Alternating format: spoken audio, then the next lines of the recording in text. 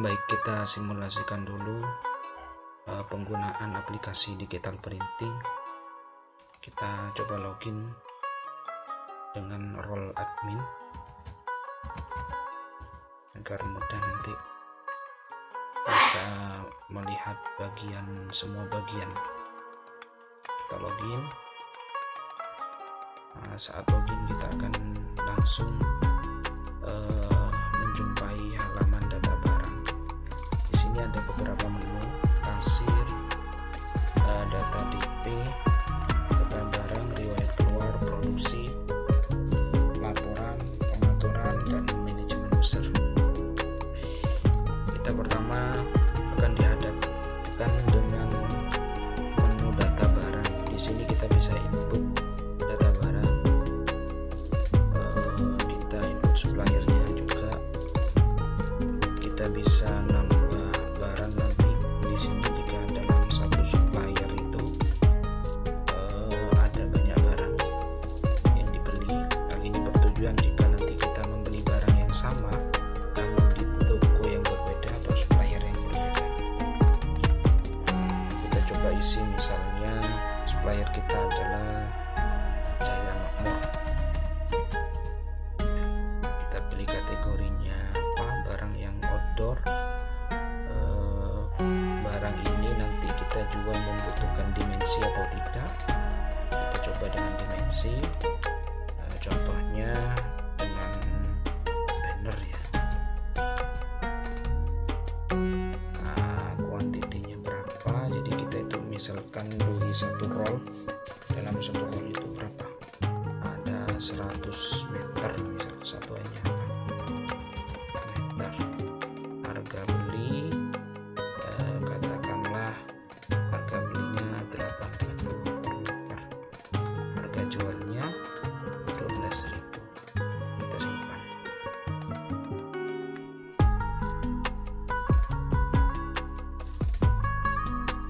Oke, kita coba input lagi dari supplier yang berbeda. Kalau nanti suppliernya sama, tinggal tambah di sini aja, tidak perlu input ulang. Jadi satu kali input data bisa beberapa data yang kita input. Kita beri nama suppliernya Barokah,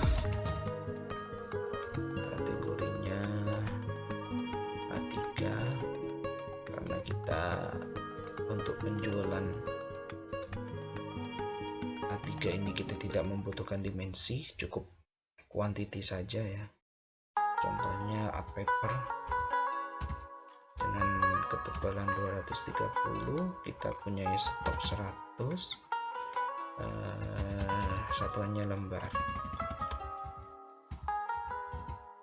Harga belinya kisaran 3.000, kita jual 5.000 misalnya. Harga per lembarnya kita simpan.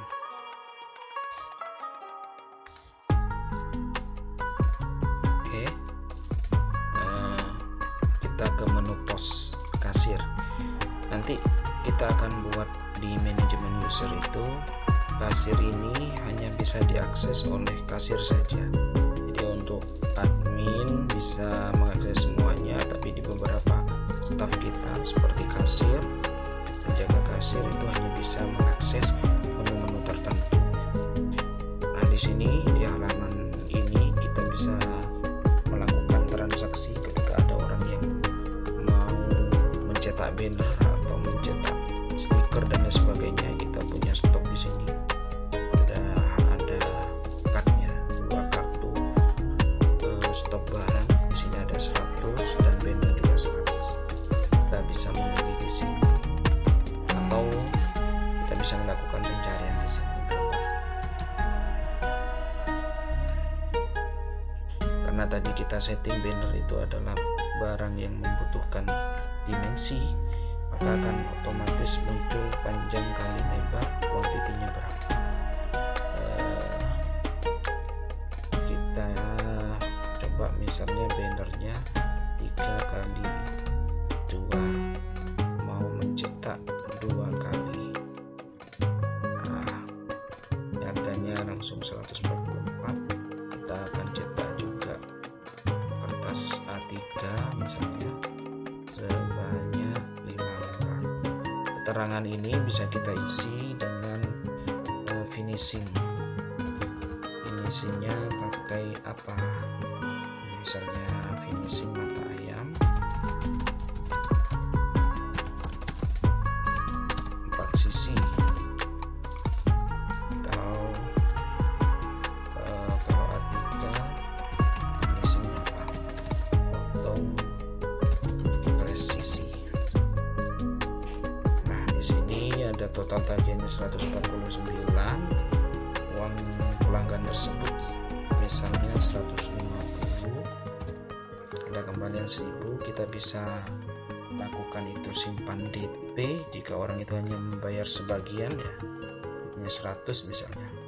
Kita coba langsung bayar lunas saja dulu dengan 150. Ada kembalian 1000, kita klik bayar lunas.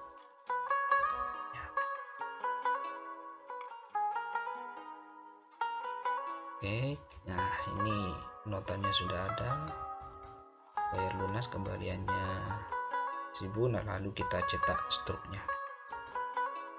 Kita coba lakukan pembayaran atau transaksi DP. Kita coba AP ya, AP 230 dengan banner 1x1 itu saja, sebanyak 5.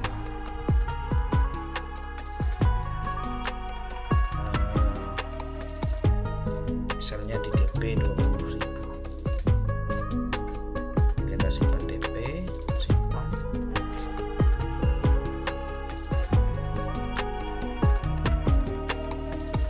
Baik, di sini notanya sudah ada keterangan DP awal 20.000, sisa tagihannya 45.000.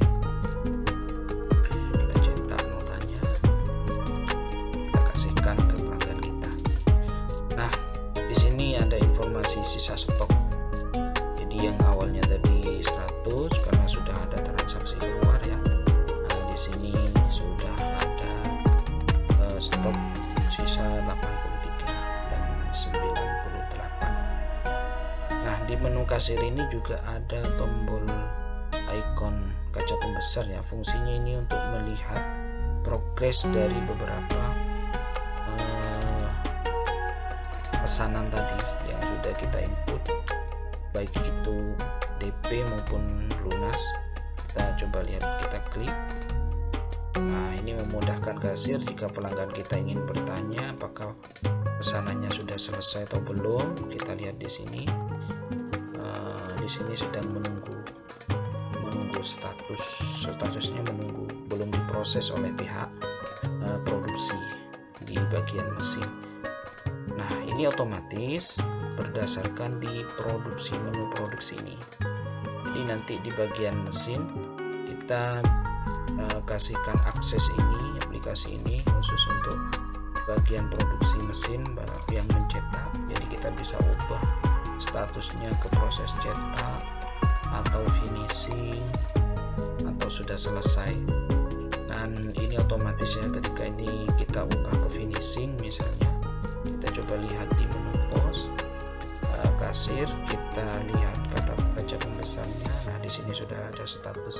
Jadi kasir bisa menginformasikan tanpa bertanya langsung ke pihak produksi. Jadi langsung bertanya, oh pesanan Anda sudah di finishing, tunggu sebentar. Nah, ini nama pelanggannya umum. Pelanggan kita itu dianggap umum karena kita tadi tidak mengisi nama pelanggan di sini. Baik, lanjut ke DP. Tadi kita akan menginput data pelanggan kita yang membayar DP 20.000. Jadi kita ambil ID-nya untuk melakukan pembayaran. Kita ke menu pos, kita tempelkan saja di sini. Nah, ini langsung ada informasi. Kita klik untuk melakukan pelunasan. Sudah ada informasi di sini.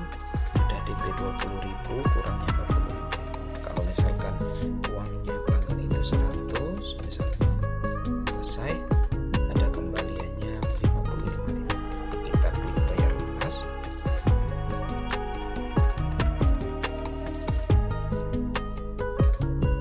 Nah, di sini notanya sudah jelas, total tagihannya 65.000 sudah DP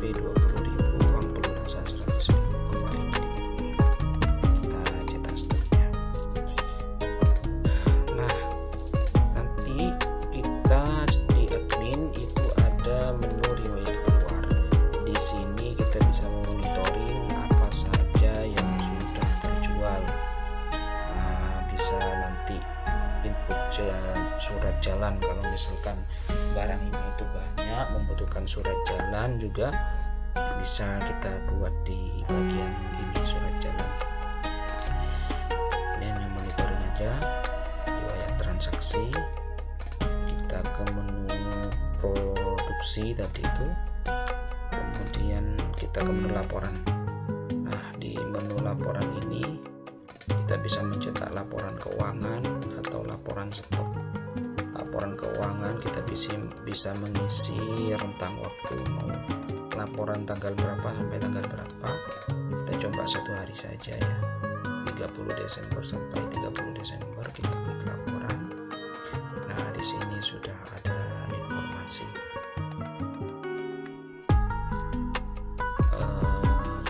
penjualan untuk hari ini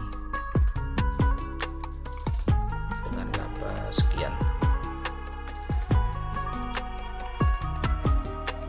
Kita bisa cetak atau simpan PDF atau laporan penjualan. Jadi ada barang masuk 100 tadi, benar ya, berupa benar. Kemudian juga total keluarnya selama tanggal ini sekian, dan sisa stoknya 98 dan 83. Bisa cetak ataupun simpan PDF di sini.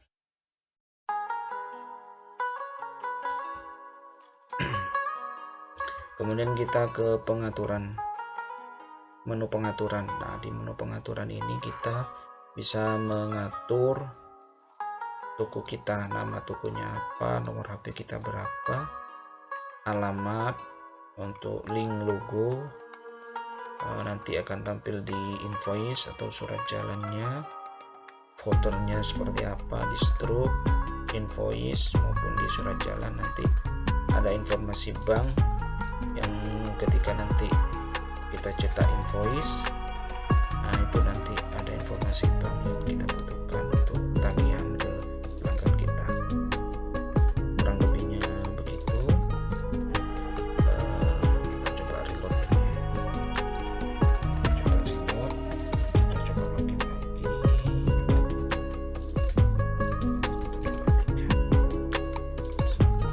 Kita lihat database kita di produksi.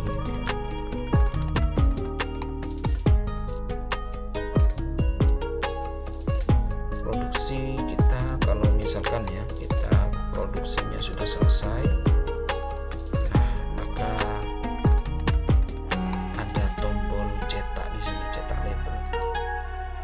Nah, label ini kita gunakan untuk kita taruh di barang kita, di barang pelanggan, jadi biar tidak tertukar dengan barang-barang lain. Taruh ini, kita cetak label.